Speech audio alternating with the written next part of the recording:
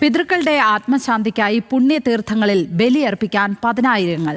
സംസ്ഥാനത്തുടനീളമുള്ള ക്ഷേത്രങ്ങളിലും സ്നാനഘട്ടങ്ങളിലും പുലർച്ചെ മുതൽ ചടങ്ങുകൾക്ക് തുടക്കമായി. ആലുവയിൽ നിന്നും സൈഫുനിസ അലിയാർ തയ്യാറാക്കിയ റിപ്പോർട്ട് കാണാം. കർക്കിടക വാവിനോടനുബന്ധിച്ചുള്ള ബലിതർപ്പണ ചടങ്ങുകൾ ആലുവ മണപ്പുറത്ത് ഇപ്പോഴും തുടരുകയാണ്. പുലർച്ചെ 2:30 മേൽശാന്തി മുഖ്യ കാർമ്മികത്വം വഹിച്ച് ബലിതർപ്പണ ചടങ്ങുകൾക്ക് തുടക്കമിട്ടത്. അതിനുശേഷം ഓരോ മണിക്കൂറിലും ആയിരക്കണക്കിന് പേരാണ് ആലുവ മണപ്പുറത്തെത്തി പിതൃക്കൾക്ക് തർപ്പണം നടത്തി തിരിച്ചു പോകുന്നത്. നമുക്ക് ദൃശ്യങ്ങളിൽ നിന്ന് തന്നെ വ്യക്തമാണ്. ഈ ഭാഗങ്ങളെല്ലാം തന്നെ ബാരിക്കേഡ് വെച്ച് ക്രമീകരിച്ച് പ്രത്യേകം ഭക്തർക്ക് ഇറങ്ങാനുള്ള സൗകര്യങ്ങളൊക്കെ നേരത്തെ തന്നെ ചെയ്തിട്ടുണ്ടായിരുന്നു. ഇന്ന് രാവിലെ അതിശക്തമായ മഴ പെയ്തിരുന്നു. അതുകൊണ്ട് തന്നെ ഇവിടേക്ക് ഇറങ്ങുന്നത് കുറച്ചു നേരത്തേക്കെങ്കിലും ഒരു നിയന്ത്രണം ഉണ്ടായിരുന്നു.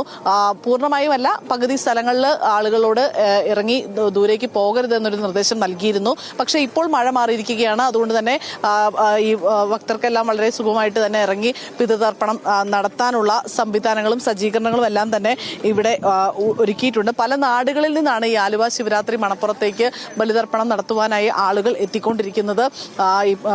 ഒരുപാട് വർഷങ്ങളായിട്ട് പലരുടെയും വിശ്വാസത്തിന്റെ ഭാഗമാണ് ആലുവ മണപ്പുറത്തെത്തി പിതൃതർപ്പണം നടത്തുക എന്നുള്ളത്. ഇന്ന് ഉച്ചയ്ക്ക് 1 മണി വരെയാണ് ഇവിടെ തർപ്പണം നടത്താനുള്ള സജ്ജീകരണങ്ങൾ ഒരുക്കിയിരിക്കുന്നത്. 40 ബലിത്തറകളുണ്ട്. ഈ 40 ബലിത്തറകളിലും ഒരേ സമയം 1000 പേർക്ക് ബലിതർപ്പണം നടത്താനുള്ള സംവിധാനങ്ങളുണ്ട്. ഒപ്പം തന്നെ നടപ്പന്തലിൽ, അതായത് ആലുവ ശിവക്ഷേത്രത്തിന്റെ നടപ്പന്തലിൽ 500 പേർക്ക് ഒരേ സമയം നിന്ന് തൊഴാനുള്ള സൗകര്യങ്ങളും ഈ കർക്കിടക വാവിനോട് അനുബന്ധിച്ച് തയ്യാറാക്കിയിട്ടുണ്ട്. ഒപ്പം തന്നെ സർവീസുകളും ഒപ്പം തന്നെ പോലീസിന്റെയും മറ്റ് സിവിൽ ഡിഫൻസിന്റെയും എല്ലാം തന്നെ വളണ്ടിയർമാരും ഇവിടെ തയ്യാറാണ്. 500-ലേറെ പോലീസുകാരെയാണ് ഈ ഭാഗത്ത് വിന്യസിച്ചിരിക്കുന്നത്. അതുകൂടാതെ തന്നെ ആംബുലൻസും കൊച്ചി മെട്രോ സർവീസും എല്ലാം തന്നെ കർക്കിടക വാവിനോടനുബന്ധിച്ച് കൂടുതൽ സമയം പ്രവർത്തിക്കുകയും ചെയ്യുന്നുണ്ട്. ഇവിടെ ഈ ഗ്രീൻ പ്രോട്ടോകോൾ പാലിച്ചുകൊണ്ടാണ്, ഹരിതചട്ടം മുൻപുള്ളതുപോലെ തന്നെ ഹരിതചട്ടം പാലിച്ചുകൊണ്ടാണ് ഇത്തവണയും കർക്കിടക വാവിനോടനുബന്ധിച്ചുള്ള ബലിതർപ്പണ ചടങ്ങുകൾ നടക്കുന്നത്. ഈ എറണാകുളം ജില്ലയിൽ തന്നെ പല ഭാഗങ്ങളിലായി ബലിതർപ്പണ ചടങ്ങുകൾ നടക്കുന്നുണ്ട്. അത് പെരുമ്പാവൂരും ഒപ്പം തന്നെ അദ്വൈതാശ്രമത്തിലും എല്ലാം തന്നെ ബലിതർപ്പണ ചടങ്ങുകൾ നടക്കുന്നുണ്ട്. ശ്രീനാരായണ ഗുരു സ്ഥാപിച്ച അദ്വൈതാശ്രമത്തിലും ഈ പെരിയാറിന് തൊട്ടക്കരെയാണ്, അതായത് ഈ ശിവക്ഷേത്രത്തിനോട് നേരെ എതിർവശത്താണ് അദ്വൈതാശ്രമത്തിലും ചടങ്ങുകൾ നടക്കുന്നുണ്ട്.